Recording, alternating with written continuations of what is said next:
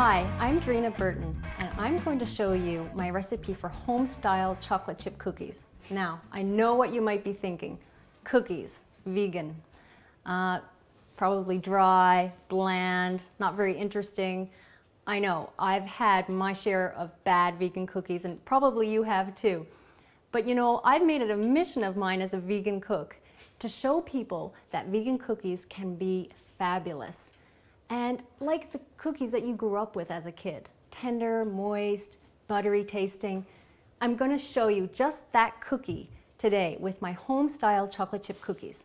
Now, this is a basic recipe. I cook very simple, bowl and spoon. So we're going to get started. All you need is a large bowl to mix, a couple of spoons, and your ingredients.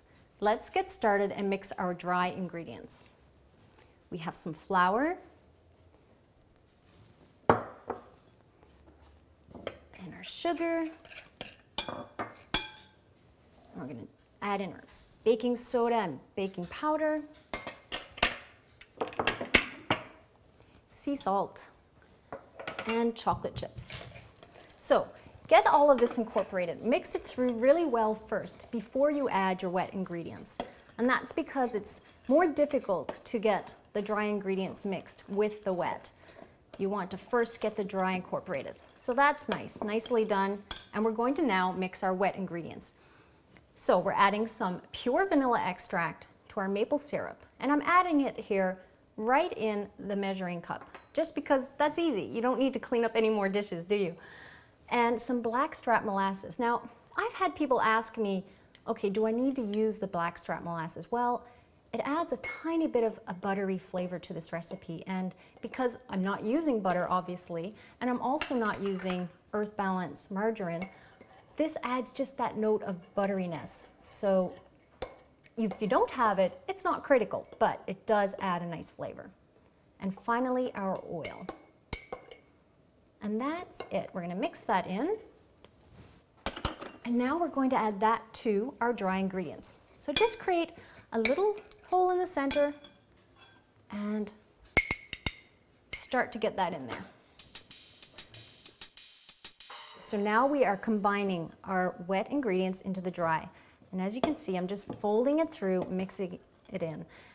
And I want to tell you here that sometimes, depending on the time of year that you're making this, the type of flour you're using, the humidity in the air, sometimes your batter can be really dense and heavy.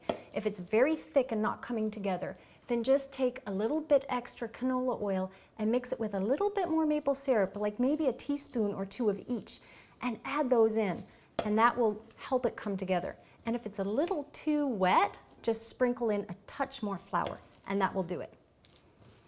This is what you want right here. You don't need to mix it anymore. So now I'm going to scoop one of my cookies and just form it in your hands a little bit, pat it down, pop it onto the baking sheet. And as you can see, these are not perfect looking cookies, but that's the way I like them. And just continue to make them. I usually get somewhere between 11 to 12 cookies. And that's a nice size batch. I've had a lot of people tell me that they like that batch because it's not too big, so they get a little treat for themselves, but they don't overdo it with cookies in one day.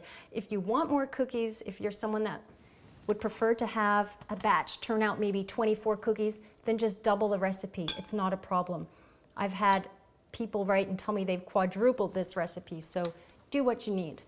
Also, if you would like to make some of the cookies smaller, if you're having a group and you just want bite-sized cookies, you can do that, make them a little smaller and bake them for a little less time though, maybe 10 minutes, 10 and a half minutes, because you don't want them to dry out. So there we go.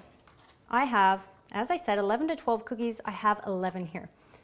So some days you get 12, some days you get 11, depends on how you're forming them. And those few extra chocolate chips, well, you can eat them or you can pop them into your own cookie, whichever one you want. There we go. Now, that's it. That is how easy it is to make a fabulous vegan cookie. We're going to pop this into the oven and come back and show you just how great they are. Okay, our cookies are done. It's been 11 minutes. So we're going to pull these gems out of the oven. and they smell great. Now, this is just how you want them. They're a little soft to the touch, and they're just perfectly done. So bake 11 minutes and take them out. Don't bake them any longer or they'll dry out on you. And now we're gonna just let them cool for about a minute on the pan and get them onto the cooling rack.